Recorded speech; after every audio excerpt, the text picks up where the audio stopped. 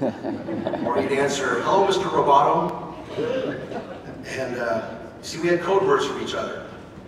That's the kind of friends that we were. He even changed his phone to ring and play Mr. Roboto whenever I would call. You know, whether our conversations were funny stories or deep philosophical topics, they always meant a lot to me. And I will miss talking to him. During high school, now that took on a little different. We both had these old beat-up Pontiac cars. We loved those cars, and it's a good thing because we were always working on them just to keep them running. I'm not sure why. I think we thought it would attract girls.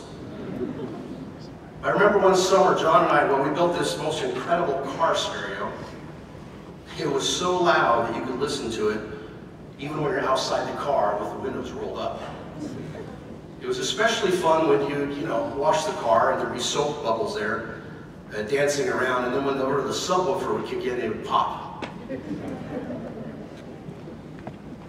I have so many great memories of cruising around in those cars with John, especially Edna Road. Now, John loved Edna Road, and I can't tell you too much about Edna Road, just that, well, let's just say it is possible to get a car airborne.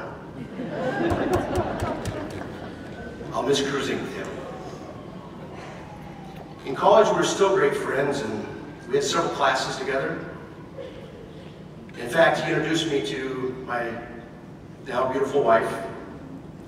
I'm eternally grateful for that. And he was always a great connector of people. He had a knack for it. In fact, he used that same charm for his wife, Dawn. I remember their wedding day. John loved Dawn so very much. See, they had a wedding outside in the park. It was beautiful. And John put me in charge of setting up the chairs. And he went off to get ready to do the other wedding things. He came back in a while and he says, "Greg, why do you have all these stakes and string run all over the yard?" And I said, "Well, I want to make sure the chairs are straight." And he just looked at me and laughed and he said, "Only you, Greg."